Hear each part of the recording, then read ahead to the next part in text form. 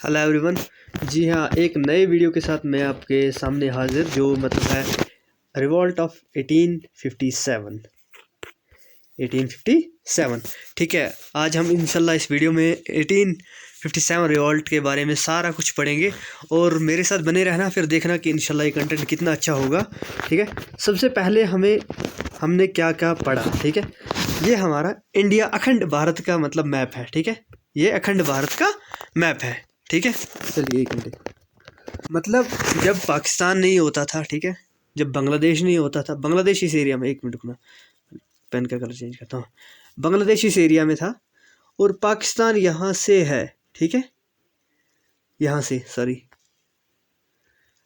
ये पाकिस्तान का एरिया है। ठीक है, ये पाकिस्तान का एरिया है। ठीक है, ये पाकिस्तान का एरिया है और ये बांग्लादेश का एरिया है। ठीक है, ये बर्मा है। ठीक है, जिसको हम म्यांमार बोलते हैं। ठीक है, ये एरिया तब नहीं होता था। अखंड भारत का मैप है। देखना, मैं यहाँ पर आपको कुछ बताऊंगा कि हम कहाँ कहाँ से क्या क्या पढ़ के आए हैं। सबसे पहले हमने पढ़े कार्नेटिक्स वार्स। ठीक है, ये एरिया, ठीक है, ये वाला एरिया। उसके बाद हमने पढ़ा ये मैसूर वारस, एंग्लो मैसूर वारस, वो ये एरिया। ठीक है, ये हैदराबाद और ये मैसूर। ठीक है, ये एरिया ख़त्म हो गया यहाँ से यहाँ तक। ठीक है, उसके बाद हमने पढ़ा battle of Plassey, battle of Buxar, Bengal जिसको बोलते थे, ये सारा एरिया। ठीक है, तब का बंगाल, सॉरी थोड़ा सा बड़ा ही बन गया, ये वाला। ठीक है, ये वाला एरिया तब का बंगाल क्योंकि बहुत बड़ा था। ठीक है, आप आगे देखोगे जब मतलब क्या बंगाल दो हिस्सों में डिवाइड भी हो जाता है, वो जब हम फ्रीडम स्ट्रगल पढ़ेंगे आगे से तो। और उसके बाद हमने पढ़ा एंग्लो सिख वार्स, ये वाला एरिया, ये वाला एरिया। ठीक है, ये सारा सिख्स का था। ठीक है, क्योंकि लाहौर, मुल्तान, पंजाब। ठीक है, उसके बाद हमने पढ़ा मराठा एम्पायर। ठीक है, मराठा एम्पायर इधर था। ठीक है, सारा कुछ। गुजरात पे ऑलरेडी किन का कब्जा था? ब्रिटिशर्स का। क्यों आए थे पहले गुजरात से ही? ठीक है, इसलिए यहाँ पर तो पहले ही था। और उसके बाद ये एरिया भी हो गया, मैसूर वारस, कार्नेटिक वारस, battle of Plassey, battle of Buxar, और उसके बाद एंग्लो सिख वारस। अब रह गया ये वाला एरिया। ठीक है, अब थोड़ा इधर उधर होता है, कोई बात नहीं उसे। तो चलिए देखना यहाँ पर कौन कौन सी जगह, मेरठ, दिल्ली, बरेली, और उसके पास कानपुर, ग्वालियर, झांसी, फैज़ाबाद, अच्छा बरकपुर। ठीक है, ये सारा एरिया किसका आता है? ये है रिवॉल्ट ऑफ 1857। ठीक है, चलिए हम शुरू करते हैं फिर रिवॉल्ट 1857। ठीक है, शुरू होता है ये रिवॉल्ट। देखना, अब मैं आपको पहले थोड़ा सा बैकग्राउंड, वन सेकंड, चलिए थोड़ा सा बैकग्राउंड बताऊंगा। बिफोर 1757, ठीक है, आज पेन नहीं सेट नहीं हो रहा। 1857 ब्रिटिश ईस्ट इंडिया कंपनी सिर्फ एक ट्रेडिंग कंपनी थी। क्या थी? Trading company. लेकिन उसके बाद क्या होता है? बैटल ऑफ प्लासी होता है। ठीक है, मैंने बताया था आपको किस किस के दरमियान होता, सिराजुद्दौला और ब्रिटिश ईस्ट इंडिया कंपनी के दरमियान। ठीक है, लेकिन इसमें जब यूं ही Battle of Plassey British East India Company जीत जाती है, ब्रिटिश इन्वॉल्वमेंट हो जाती है। Involve political, social, religious, cultural, सारा कुछ हिंदुस्तान के इन चीज़ों में इन्वॉल्वमेंट करने लग जाती है। ठीक है, लेकिन जब 1857 उसके बाद मतलब एक सदी गुजर जाती है, 1 सेंचुरी गुजर जाती है। 1857 British East India government introduce करती है एक चीज़। मतलब अब तो धीरे धीरे आपको पता है कितने बैटल्स हुए, उनके बारे में मैंने सबके बारे में बताया। कार्नेटिक वार्स के बारे में मैंने बताया आपको, मैंने एंग्लो मैसूर वार्स के बारे में बताया, battle of Plassey, battle of Buxar और मराठा, और उसके बाद एंग्लो सिख वारस। देखो सारे एरिया में ब्रिटिशर्स ने क्या धीरे धीरे हुकूमत बना ली। अब इसके बाद कहाँ पहुँचे? इस पे क्या 1857 पे ये क्या करते हैं? इंट्रोड्यूस करते, क्या करते हैं मतलब ये मतलब जल्दी क्या, एनफील्ड राइफल। ठीक है, इसमें होता है कैटरिज। ठीक है, मतलब क्या होता है कैटरिज, अब देख बताऊंगा। उसमें होता है काऊ और पिग का फैट्स। मतलब जो ये गन है, मतलब ये एनफील्ड राइफल, ये अगर ये इनके पास गन थी, यहाँ पर वो लगाना पड़ता था क्या, इसको क्या बोलती है, ये कार्ट्रिज, मतलब ये फैट लगाना पड़ता है। ये फैट, इस फैट को पहले मुंह में लेना पड़ता था, मतलब, और उसके बाद ये यहाँ पर मतलब लगाना पड़ता था इस गन में, फिर इससे फायर होती थी। लेकिन दोनों को प्रॉब्लम है, दोनों कम्युनिटीज़ को। मुस्लिम सेंटिमेंट्स हर्ट होते थे दोनों कम्युनिटीज़ के, किन किन के, मुस्लिम्स एंड हिंदूज़ की। क्यों होते थे? क्योंकि मुस्लिम्स पिग का मतलब मीट खाते नहीं हैं, मुंह में कैसे लेंगे, और हिंदूज़ क्या करते हैं, हिंदूज़ काऊ को क्या बोलते हैं, मतलब एक सेक्रेट मतलब जानवर अपना मानते हैं, वो बोलते हैं गाय माता, ठीक है, मतलब मानते हैं सेक्रेट सेक्रेट जानवर मतलब मानते हैं, ठीक है। और हिंदूज़ पिग, मुसलमान पिग्स का नहीं खाते हैं। इसलिए ये दोनों के सेंटिमेंट्स हर्ट हो रहे थे, क्योंकि मुसलमानों को यहाँ पर तकलीफ हो रही थी और हिंदूज़ को यहाँ पर। अब देखना आगे से मतलब क्या, कहाँ कहाँ पर अब कुछ कंटेनमेंट है, मतलब कुछ इन्फेंट्री थे, जैसे 1 सेकेंड, हाँ, बहरामपुर, इसको याद रखना अगर कभी क्वेश्चन आ जाए, किस नेटिव इन्फेंट्री के थे, 19th इन्फेंट्री नेटिव। कब होता है? फरवरी 1857 में यहाँ पर रिवॉल्ट शुरू हो जाता है, लेकिन मार्च 1857 में ये डिसबैंड किया जाता है बहरामपुर, ठीक है। उसके बाद next Barrackpore, 34th regiment, 34 native regiments, ठीक है। अच्छा, 29 मार्च 1857 मंगल पांडे एक बंदे का नाम था, ये याद रखना, अच्छे से याद रखना, ये क्वेश्चन आता है कौन था, मंगल पांडे, ठीक है। ये अटैक कर लेता है अपना सीनियर ऑफिसर पे, ठीक है, अपने सीनियर ऑफिसर पे क्या कर लेता है, अटैक कर लेता है। उससे क्या होता है, 8 अप्रैल 1857, 8 अप्रैल 1857 को मंगल पांडे को फांसी लगाई जाती है, हैंग किया जाता है। अब है नेक्स्ट अवध, अवध है 7th रेजिमेंट, ये कब यहाँ पर कब रेबेलियन शुरू होता है, 3 मई 1857। यहाँ तक सबको समझ आ गया इंशाल्लाह, तो मैं ये उम्मीद के साथ आगे बढ़ता हूँ, ठीक है। मेरठ, 24 मई 1857, ये याद रखना, 3rd नेटिव कैवलरी या इन्फेंट्री, ठीक है। मतलब देखना 10 मई से शुरू होता है ये, यहाँ पर असल में मतलब याद रखना, मैंने आपको बताया कि एक तो 34th रेजिमेंट मंगल पांडे उससे ताल्लुक़ मतलब रखते थे, वो उस इन्फेंट्री के थे, ठीक है, ये यहाँ पर मैंने बताया था ना, ठीक है। फिर उसके बाद उसको 8 अप्रैल 1857 को फांसी लगाई जाती है, ठीक है। अच्छा, बरकपुर से 10 मई यहाँ से शुरू होता है रिवॉल्ट। ये क्वेश्चन आता है 1857 रिवॉल्ट कहाँ से शुरू होता है, तो कहाँ से शुरू होता है, मेरठ से शुरू होता है, लेकिन कब होता है, 10 मई। एग्जैक्ट डेट JKSSB के एग्ज़ाम में पूछी गई है, एक बार नहीं, 2 3 बार, ठीक है। उसके बाद 10 मई spies from the Meerut cantonment, यहाँ पर कंटेनमेंट, ठीक है, headed towards the Delhi from Meerut spread the rest of India, ठीक है। अब मतलब ये दिल्ली की तरफ गए, ठीक है, तो यहाँ से शुरू हो गया रिवॉल्ट। अब देखना आगे से शुरुआत तो हो गई रिवॉल्ट की, लेकिन क्या बना, क्यों हुआ रिवॉल्ट शुरू। सबसे पहले 1857 की तारीख आप याद रखना, मतलब 1857, इसमें क्या हुआ, पहले economic causes, heavy taxation in लोगों ने किया, ब्रिटिशर्स ने हैवी टैक्सेशन इम्पोज किया, किन पे, फार्मर्स पे, सारे लोगों को। Discriminatory tariffs policy against Indian products, Indian जो प्रोडक्ट थे, मतलब जो ब्रिटिश प्रोडक्ट आते थे उन पे ये कुछ टैक्स वैक्स नहीं लगाते थे, जो इंडियन प्रोडक्ट थे उन पे सारा कुछ लगता था। अच्छा, अवध में क्या किया, 1857 में तकरीबन 21,000 ताल्लुकदार उसको मतलब डायरेक्ट निकाला गया, उन बेचारों को कोई इनकम नहीं, कहीं पर जाए क्या करे, गवर्नमेंट से पूछे, मतलब ब्रिटिशर जवाब देने के लिए तैयार नहीं है। ये हो गई यहाँ पर इकोनॉमिक काज। अब नेक्स्ट है पॉलिटिकल काज, ठीक है।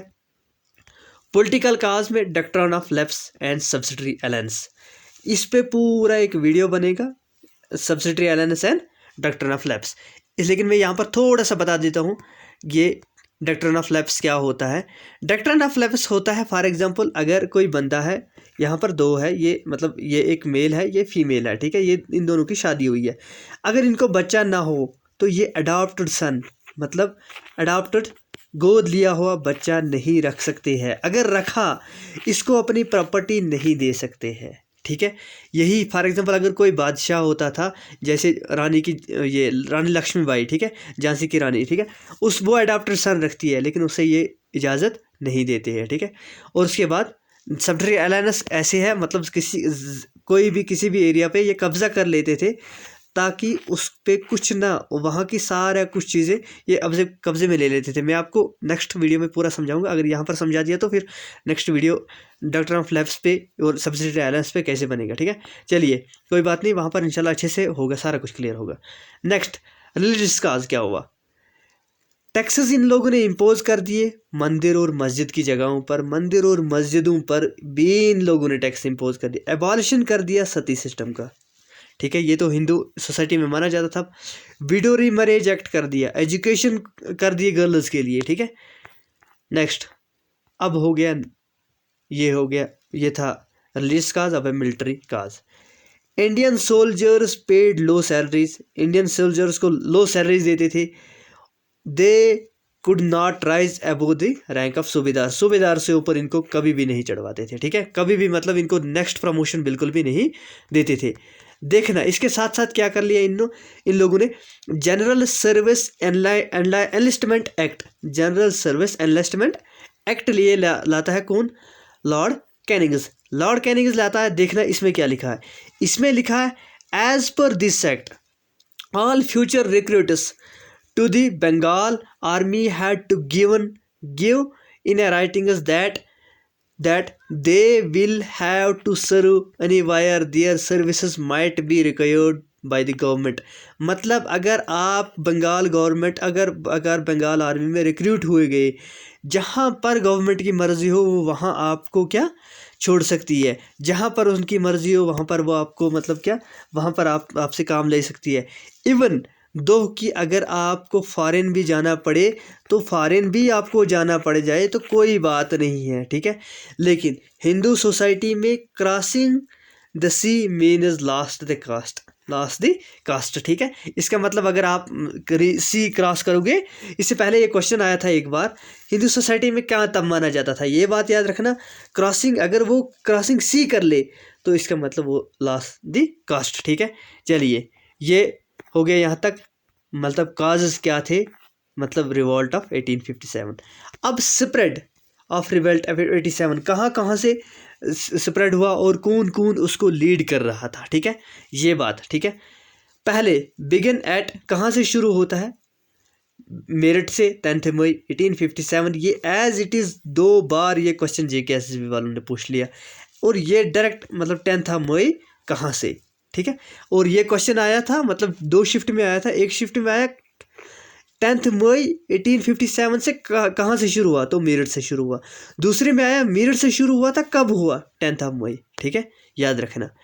चलिए नेक्स्ट दिल्ली से कौन था अब रिवॉल्ट में, Bahadur Shah Zafar second, last Mughal emperor, ठीक है, was proclaimed the emperor of India. क्योंकि जब सारे लोग मतलब कानपुर से, बरकपुर से, मतलब बाकी जगहों से ये लोग सारे आए किसके पास, मेरठ से, ये सारे लोग किनके पास आए, बहादुर शाह जफ़र के पास। और इन लोगों ने कहा कि आप हमारे अब से राजा हो। तो जो बहादुर शाह जफ़र था इसने खुद को बोला कि मैं क्या एम्पर ऑफ इंडिया, और इसकी बीवी थी जीनत महल, उसने कहा कि मैं एम्प्रेस ऑफ इंडिया बन गई, ठीक है। चलिए सूबेदार बकत खान, ये बरेली यूनिट से था, ये इसको मतलब क्या टाइटल क्या दिया, जनरल बकत खान। ये किसने दिया, ये दिया था बहादुर शाह जफ़र सेकंड ने। ये अब दिल्ली का बन गया क्या, जनरल बकत खान, ठीक है। अब ये मतलब किसके बदले, क्योंकि ये तो बेचारा बूढ़ा था बहादुर शाह जफ़र, ठीक है। अब कौन कर रहा है लीड, जनरल बकत खान, ठीक है, आर्मी को। कहाँ से, दिल्ली से। और अब कानपुर से ब्रिटिश ईस्ट इंडिया कंपनी का एक, देखना ब्रिटिश ईस्ट इंडिया कंपनी का, मैंने आपको कहा कि एंग्लो मराठा वार में क्या, बाजीराव सेकंड के बारे में मैंने बोला कि अब पेशवाशिप ख़त्म की गई और इस बाजीराव सेकंड ने सरेंडर कर दिया, और ये बन गया पेंशनर। क्या बन गया, पेंशनर। इसको कहा गया, इसका एक बेटा था अडॉप्टेड सन नाना साहिब, क्या था, अडॉप्टेड सन। इसने कहा कि मैं इसको बनाऊंगा मतलब कानपुर का ये पेशवा। लेकिन इन लोगों ने नाना साहिब को एक्सप्लेट किया, वहाँ से निकाल दिया, इसकी पेंशन ख़त्म कर दी, और मतलब कानपुर पे अपना कब्ज़ा कर लिया। इसलिए यहाँ से अब कौन लीड कर रहा था, लेकिन ये बंदा यहाँ से भागकर, मैं बताऊँगा मतलब आगे कहाँ पर जाता है, ये झांसी, ठीक है, ये जाता है झांसी, ठीक है। अब ये मेरी एकेडमी का लोगो है। किसी बच्चे ने पूछा था NIR का मतलब क्या है, ठीक है, तो बताऊंगा, ठीक है, न्यू आइडिया रिसर्च एकेडमी, ठीक है। चलिए, Lucknow capital of Awadh, capital of Awadh. British East India company ने क्या किया, अवध को एनेक्स कर लिया, अपने कब्जे में कर लिया 1857। यहाँ पर एक राजा था, ठीक है, एक राजा था वाजिद अली शाह। वाजिद अली शाह, उसकी बीवी है कौन, बेगम हजरत महल।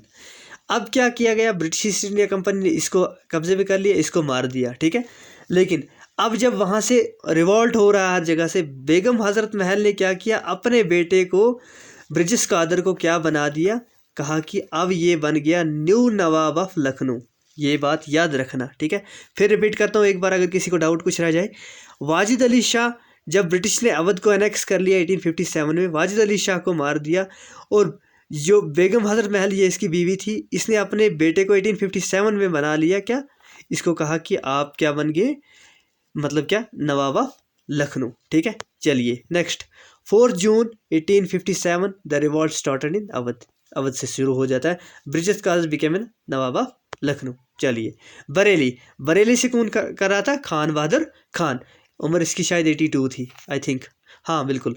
और कन्वर सिंह 72, ठीक है। इतना, मतलब कन्वर सिंह आरा बिहार से था और बरेली से खान बहादुर खान, ठीक है। चलिए, फैज़ाबाद से मौलवी अहमदुल्ला, असल में मद्रास का रहने वाला था, ठीक है, मद्रास जो आज का तमिलनाडु है, वहाँ का रहने वाला था। फैज़ाबाद में आया और लीड करने लगे ब्रिटिशर्स के अगेंस्ट। ये वहाँ से इसी चीज़ के लिए आया था, ब्रिटिशर्स के अगेंस्ट लड़ने के लिए। अब रानी लक्ष्मीबाई की बारी, ठीक है, जिसको हम बोलते हैं आयरन वुमन ऑफ इंडिया। इसका मतलब जो पति था उसका नाम था राजा गंधर राव, सॉरी, रानी लक्ष्मीबाई। इन लोगों ने अडॉप्टेड सन किया दामोदर उसका नाम था। मैंने आपको कहा कि डॉक्टर ऑफ लैप्स के मुताबिक कि आप अडॉप्टेड सन नहीं रख सकते हो, ठीक है। इन लोगों ने दामोदर को किया था। रानी लक्ष्मीबाई का असल में नाम क्या था, मणिकर्णिका तांबे, ठीक है, याद रखना। तांतिया तोप, इसका रियल नाम था रामचंद्रा पांडुरंग टोपे, ठीक है। उसके बाद नाना साहिब, जो ये नाना साहिब है, ये क्या मैंने अभी बताया था आपको, कानपुर, ठीक है। इन लोगों ने क्या किया, 1, 2 और 3 मिलकर क्या किया, कैप्चर्ड कर लिया ग्वालियर को। और जब ग्वालियर को कैप्चर्ड किया, नाना साहिब प्रोक्लेमेड एज पेशवा। यहाँ पर ये यहाँ पर है प्रोक्लेमेड एज पेशवा, ठीक है। इसने खुद को पेशवा मतलब बोल दिया कि मैं पेशवा हूँ, ठीक है। चलिए, उसके बाद अब मतलब ये यहाँ से अब रिवॉल्ट इन जगहों से किनके, ब्रिटिशर्स के खिलाफ हो गया, ठीक है। अब सप्रेस कैसे किया ब्रिटिशर्स ने, ठीक है। सप्रेशन ऑफ रिवॉल्ट 1857, ठीक है। अब सप्रेशन हो गया, क्योंकि ये तो पता ही है लास्ट पे रिवॉल्ट 1857 ख़त्म ही हो गया, वरना हिंदुस्तान की आज़ादी के लिए तो तभी लड़ गए थे, ठीक है। जॉन निकल्सन, इसने कैप्चर्ड किया दिल्ली को 20 सितंबर 1857। ये 7 में भूल गया यहाँ पर, ठीक है, 1857। बहादुर शाह जफ़र को क्या किया, मतलब बंद कर लिया, sent to the Rangoon jail, जहाँ पर वो मर गए नवंबर 1862 में, ठीक है। कौन, बहादुर शाह जफ़र, क्योंकि दिल्ली से वही थे ना, और जनरल बख्ती खान, ठीक है। चलिए, सर कॉलिन चैम्बल, इसे कानपुर को कर लिया, ठीक है, 6 दिसंबर 1857, ठीक है। नाना साहिब एंड तांतिया तोप, याद रखना, तांतिया तोप कहाँ भागकर, नाना साहिब और तांतिया तोप किसके, रानी लक्ष्मीबाई के साथ फिर साथ में चले गए थे। लेकिन इनको क्या किया, नाना साहिब एस्केप्ड इन नेपाल, ये नेपाल में भाग गए, और तांतिया तोप जाकर झांसी पहुँच गया, ठीक है, रानी लक्ष्मीबाई के साथ देने के लिए, ठीक है। चलिए,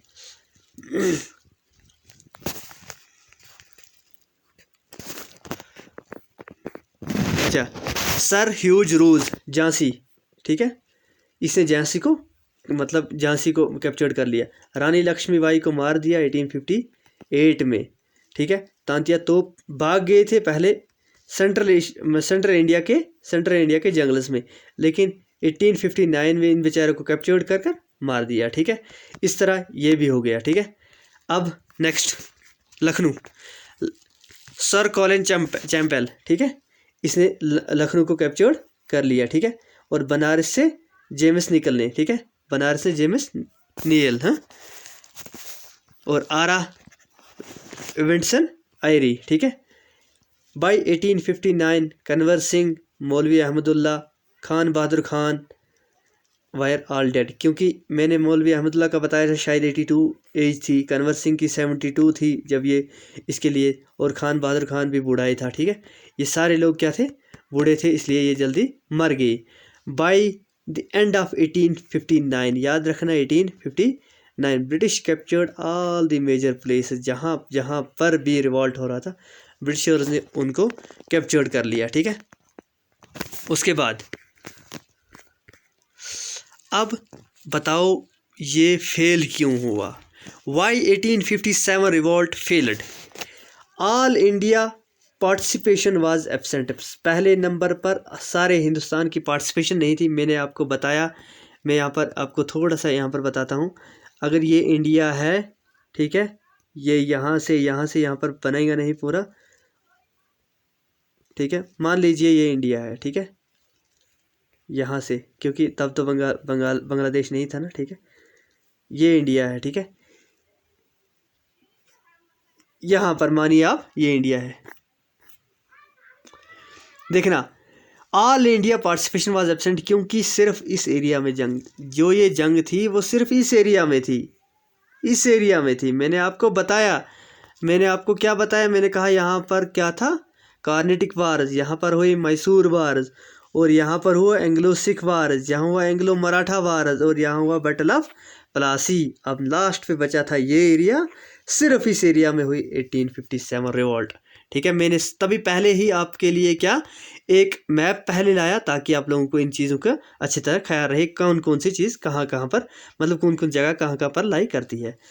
ऑल क्लास नॉट ज्वाइन, बिल्कुल नहीं थे, क्योंकि कभी कभी बड़े बड़े क्लास नहीं थे, छोटे लेवल के मतलब लोगों को पता नहीं था, वो ज्वाइन नहीं कर पाते थे। सिर्फ बड़े बड़े राजाज थे कहीं कहीं पर ज़मींदार भी नहीं थे, कहीं कहीं पर थे, ठीक है। पुअर आर्म्स एंड इक्विपमेंट्स, बिल्कुल हिंदुस्तान वालों के जो इंडिया के तब के राजाज थे डिफरेंट डिफरेंट जगहों के, उनके पास ना उतने आर्म्स और ना इक्विपमेंट्स थे, ठीक है, ताकि वो इन लोगों से लड़ सके। अनकोऑर्डिनेटेड एंड पुअर ऑर्गेनाइज्ड, हाँ बिल्कुल, इनकी कोई कोऑर्डिनेशन थी, ऑर्गेनाइजेशन मतलब अच्छे से थी। नो यूनिफाइड आइडियालॉजी, बिल्कुल नहीं थी, क्योंकि कुछ तो लड़ रहे थे अडॉप्टेड सन के लिए, कुछ लड़ रहे थे टेरिटरी के लिए, कुछ आए थे मतलब साउथ इंडिया से, जैसे मौलवी अहमदुल्ला, ठीक है, वो मतलब क्या वहाँ पर लड़ रहे थे, अलग अलग, हर किसी का अलग अलग आइडिया था। और खान बहादुर खान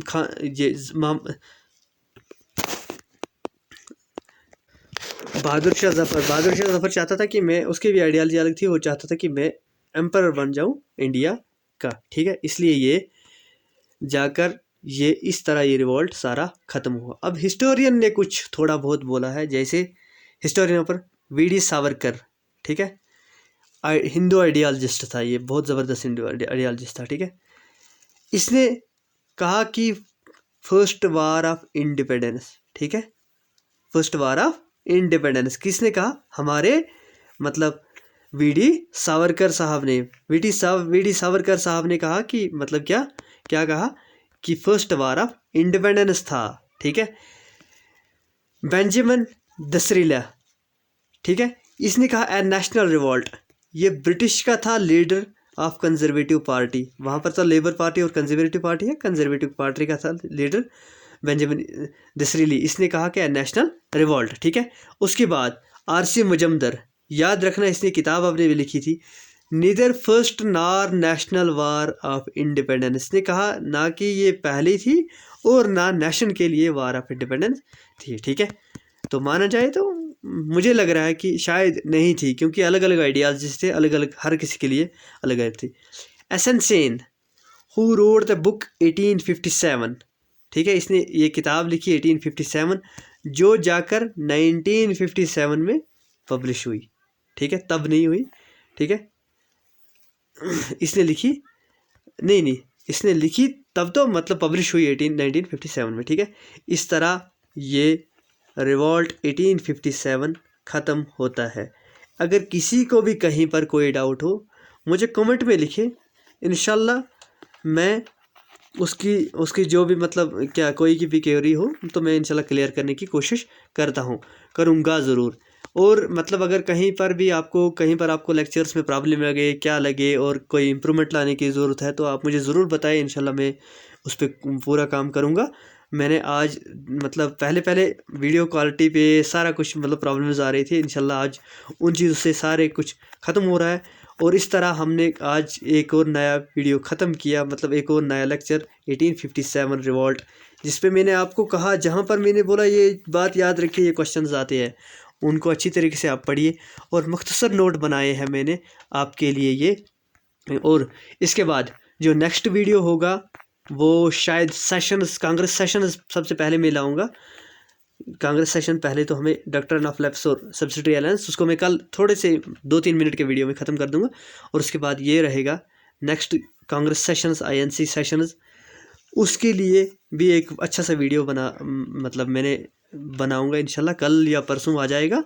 तो बाकी थैंक यू सो मच, आपके सपोर्ट की ज़रूरत है। आप इस चैनल को ज़्यादा से ज़्यादा बाकी लोगों तक पहुंचाए कि VLW के लिए, पर्टिकुलरली VLW के लिए सारा कोचिंग यहीं पर करवाया जाएगा। आप देखिए अभी फाइनेंस अकाउंटेंट असिस्टेंट का एग्ज़ाम नहीं हुआ है, अभी आप देखिए VLW का एग्ज़ाम मुझे लग रहा है मई में होगा।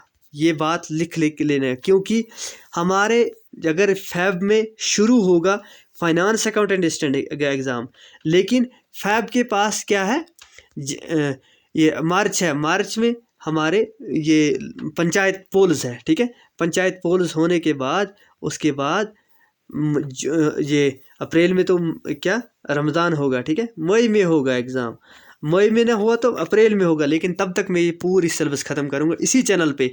जो भी बच्चा जितना चाहे कि ज़्यादा लोगों को बढ़ाएगा उतना इंशाल्लाह मैं सबसे अच्छा कंटेंट तो मुझे हर वक्त अच्छा देना है, लेकिन उतना मैं मोटिवेटेड रहूँगा।